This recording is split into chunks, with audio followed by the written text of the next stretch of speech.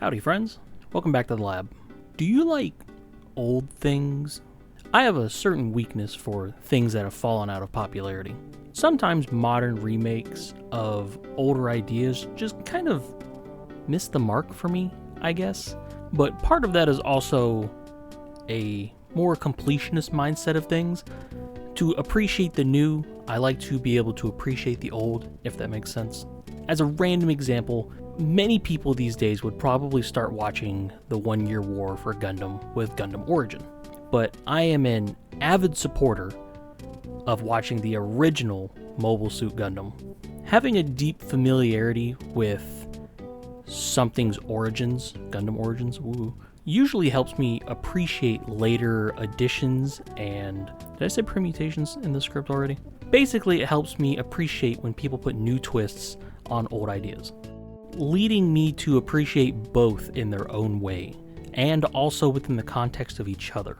I am currently 31 years old, basically ancient history, according to my subscribers, who are all just brain-dead Zoomers anyways. Being born in 1994 and basically being 3 days away from needing to be interred into a nursing home kind of leaves me with one foot in an older period of media, while also having one foot forced to hop along with the modern day zeitgeist. Basically, this is all just saying that I don't mind older things, from games to TV shows to women. If it's a good idea, it's a good idea, regardless of when it was made. So it's not surprising that I have a certain fondness for the weird and zany ideas that Warhammer 40k has left behind in its first edition, Rogue Trader. Rogue Trader is known for a lot of weird ideas that current fans of 40k might look at as weird, being so used to the current permutations of those ideas. But to be fair, it was like 1870 whatever. Games Workshop and the writers were still simultaneously trying to not only find their style, but also find the vibe that they were going for. It's equal parts grim derp and, like, silly. From deodorant land speeders to sexy custodes, Rogue Trader never took itself too seriously. But you could still see those early roots of the current grim dork, like, forming. Sadly, not everything would blossom into the modern 40k canon, with many ideas and named characters being left behind to rot, essentially. Combining my desire to work on a single model with the appreciation for some of the older characters in Rogue Trader canon, I figured today would be the perfect time to talk about some 40-year-old character that nobody even fucking remembers anymore, unless you're, as old as I am, or older. Apparently there's like one guy who's like in his 50s who watches the channel. More power to you, man.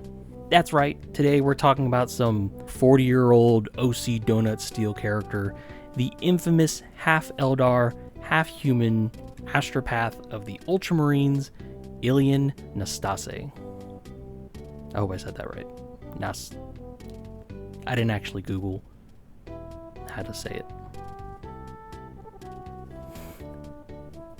Illiyan Nastase is a character from Rogue Trader, but he didn't actually debut in Rogue Trader. He actually debuted in White Dwarf number 97, 4 months after Rogue Trader's release, and 5 pages after the famous Marneus Calgar pooping in his office chair picture. He was featured in a section called Index Astartes, detailing how a chapter was to be organized and managed. Nestled at the beginning of a small roster of characters was Illiyan, hitting his best "Mom, I threw up" pose. Illiyan was actually born on Badab after the Badab War, born to a human mother and an Eldar mercenary father. Taken at birth and raised by the Imperium after passing genetic testing, he was eventually charged with undertaking the Soul Binding, a ritual used to create astropaths for the Imperium. This ritual saw to his psychic abilities greatly enhanced, but as most astropaths, the experience left him scarred and blind.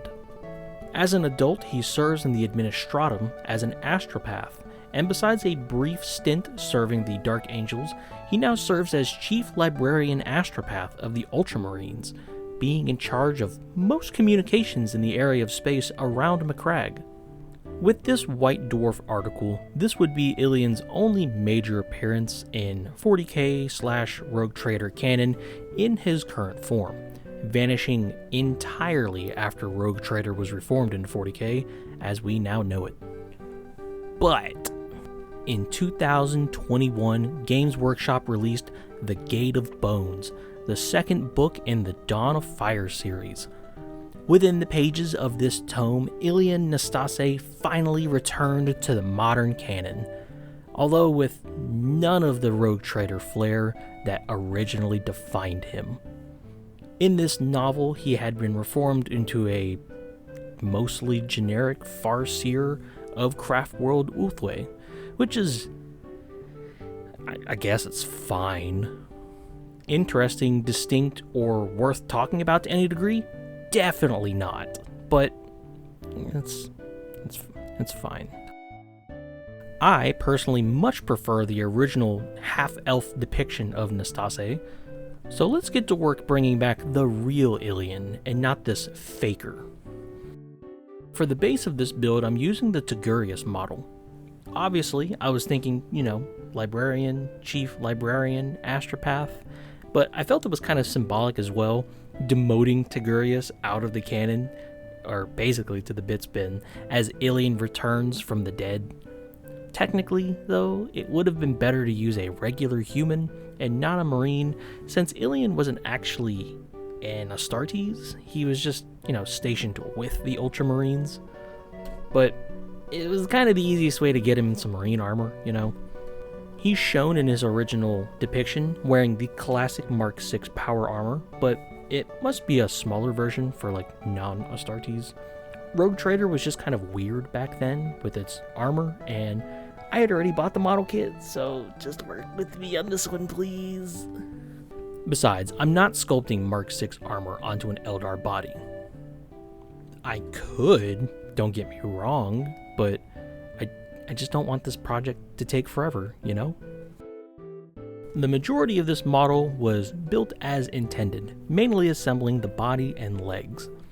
Gluing the legs onto the torso was when I discovered that this model just doesn't have a pelvis or a crotch at all.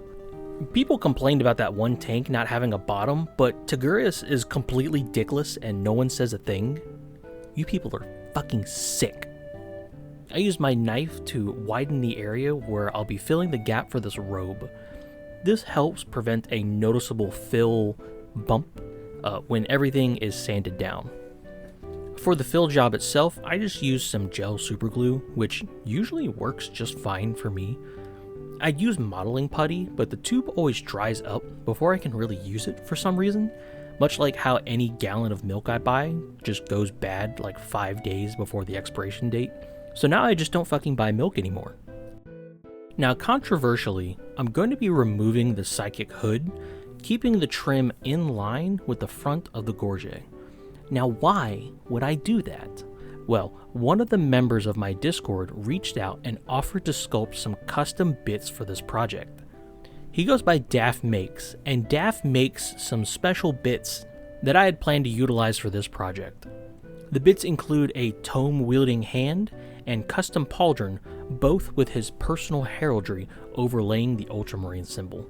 And most impressively, a custom helmet that fuses the aesthetics of the Dire Avenger helmet with a Mark X Primaris helmet with that little bit of Roman flair still on it. This helmet is properly scaled for a Primaris Marine and works perfectly for this model out of the box.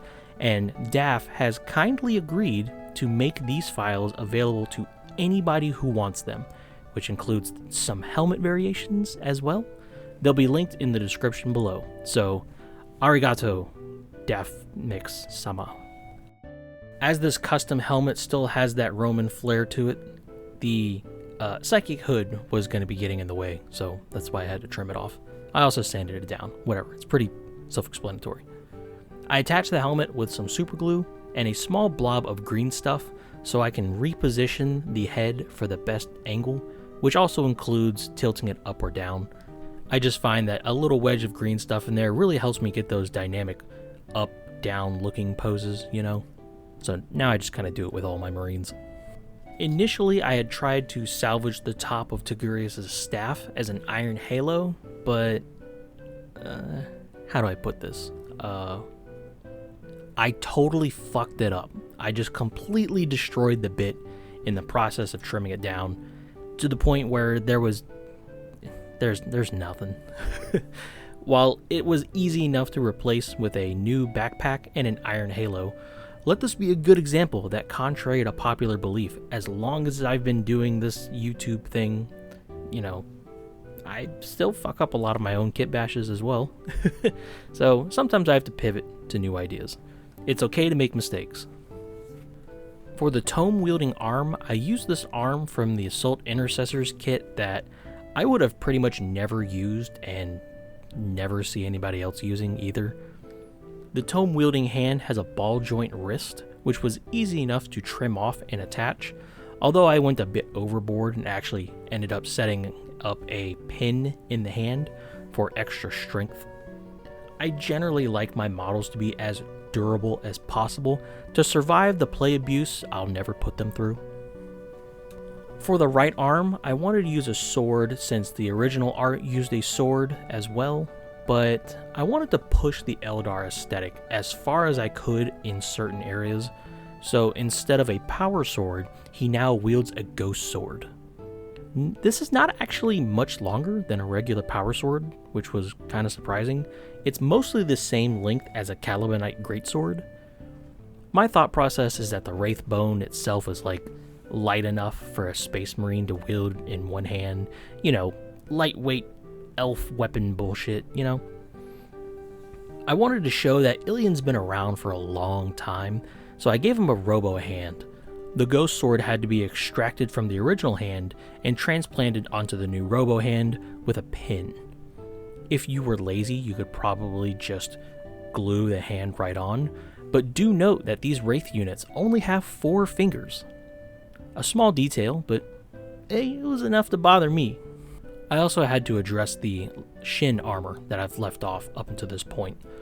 One was to have extra studs to match the pauldron that I had in mind, and the other had to have its lightning bolts trimmed off. While trimming and sanding down lightning bolts is pretty self-explanatory, the studs are a little more involved. I used 1.2mm ball bearings left over from my Carcharodons project. The basic process is using a pointy object to stab pilot holes, usually in a loose diagonal grid, then using a drill bit to drill a bit into the model. With a little super glue, these balls will ideally sit halfway into the model, leaving a perfect half sphere that mostly matches the stuff from the new Horus Heresy kits. I wanted to add a few spirit stones for the Eldar theme, so I trimmed the chest symbol down to a flat shape. I then could sculpt a vaguely oval-shaped adornment onto the symbol. It's... oh, fuck. What the hell? It's not perfect, but it'll kind of be hidden when the paint goes on. I also added a spirit stone to the left arm guard, but forgot to film that process, or the final shots of it being assembled, so we must unwillingly skip straight to the primer. I primed the model black since, once again, I am sponging Space Marines. I don't know if you guys are tired of this paint method, but I've been really enjoying it on Marines. But if you want to see some old-fashioned brushwork, you know, just let me know. While easiest to start with the armor, I start with the inside of the robes, since those areas are the hardest to reach. I base coated it with a neutral gray, but since I was aiming for a bit of a bony white, I maybe should have used tan. I used a tiny bit of pluck foam and dipped it into paint, which was thinned slightly more than what I would use with brush painting. I dabbed the majority of paint off of the sponge before lightly stabbing the model, while being sure not to build a solid base coat layer. A variation of coverage ensures a nice visual texture, while, you know, minimizing the physical, actual texture of the paint on the model, if that makes sense. I don't think it does. These areas were finished off with a pure white, before moving on to repainting areas that caught some stray color with a thin black. This ensures the wrong color doesn't bleed through when layering on the next color.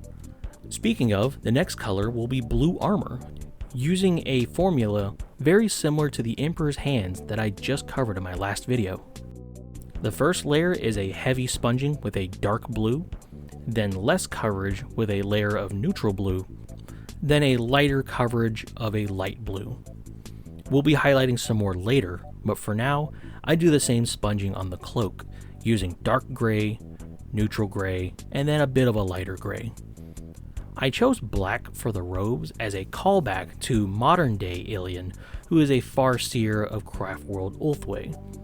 Black and bone are Ulthwé's major colors, so that makes the whitish bone basically be the link between these two different color schemes, if that makes sense. Is that an art thing? Is there a term for this? To justify this in lore, I'll just say that Illiyan wears an Ulthwé robe to honor his lineage, basically wearing his half-blood status as a badge of honor.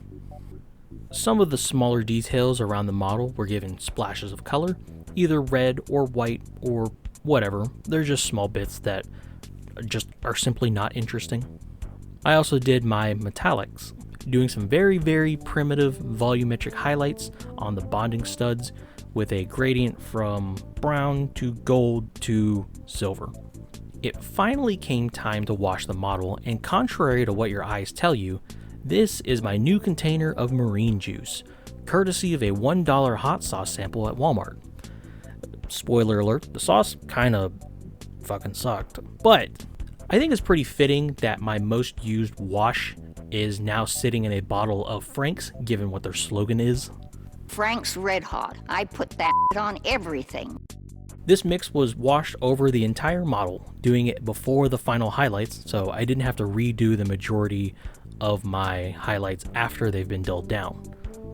After the model dried, I did more edge highlights on the sharp parts of the armor, using gray on the black areas, light blue on blue, and pure white on the bone areas.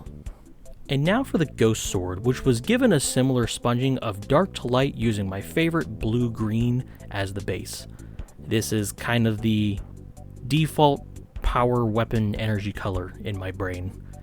I don't actually know if ghost swords glow with energy, but we've got a whole smorgasbord of reasons we could justify it with. Psychic energy, modified with a power sword field, infused with bullshitium, who cares, whatever, it's a glowing sword. To finish the model off, I had the base painted and dry brushed with a standard dirt color and ornamented with these flower tufts from huge miniatures.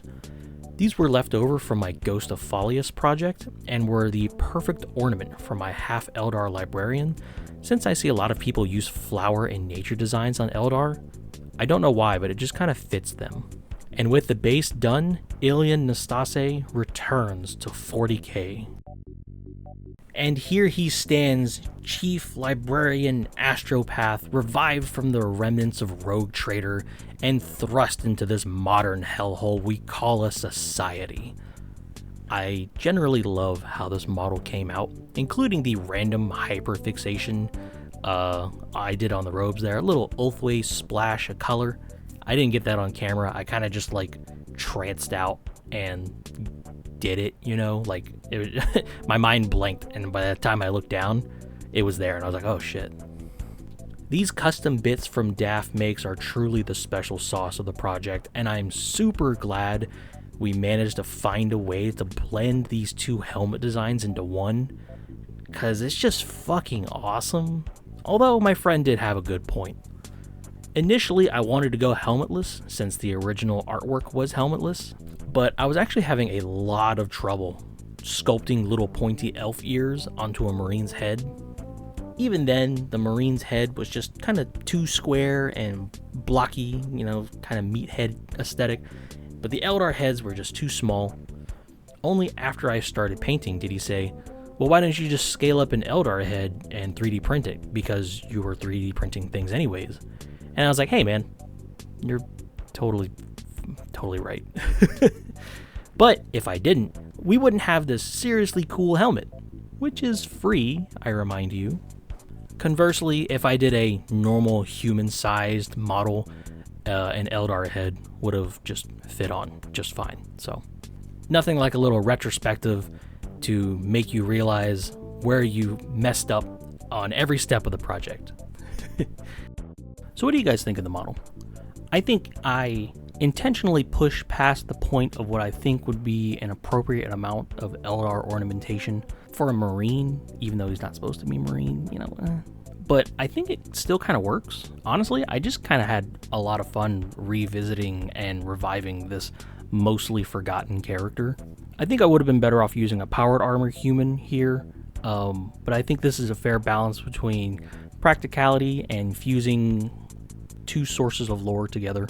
But yeah, most of it was just coming down to, hey, make modern version of old guy. And on it, I had so much fun reviving Illiyan here that I immediately did another Rogue Trader character. Maybe this will be like a little mini-series built into the obscure lore series that I do. I don't know. If you guys like it, let me know in the comments. I'll do more. But I hope you guys tune in for the next one where a certain Jedi detective is going to be making an appearance. But before I go, Patreon read. I do have a deep appreciation for everybody who supports this channel in their own way, whether it's liking, sharing, subscribing on Patreon, any combination of those. My patrons got me through being unemployed, and they are a big motivator for why I keep pushing this channel as hard as I do. I'd like to say a special shout out to my newest patrons here since the last video. Aaron Bullock, Rosalind, I'm gonna fuck this up, Origa? Rosalind Origa? You can yell at me if I got that wrong. Crow and Strontium Slurper. I don't think you should be slurping. Actually, what the fuck is strontium? Oh, okay. Strontium apparently behaves a lot like calcium, and they use it in osteoporosis medicine. So, never mind. Keep slurping that strontium, bro. Pump those fucking bones. Actually, that sounds so wrong. Thank you all for watching today. I appreciate every single one of you. A small reminder that we do have a Discord now, but it's currently patrons only. It goes public at 20k subscribers on YouTube. I'm also making a stronger effort to start setting up live streaming because Mishmash yelled at me. No ETA on that. I'm getting close, but I don't want to make any promises. You know me. I'm a very non-committal person. You can ask my ex. But yeah, I got big things planned in the future, so I hope you guys stick around, share the channel, share the video. The more the merrier. So, you guys take care. And my brain froze for a second. I couldn't decide whether to say have a good one or I'll see you later. So, good see you have there. Howdy.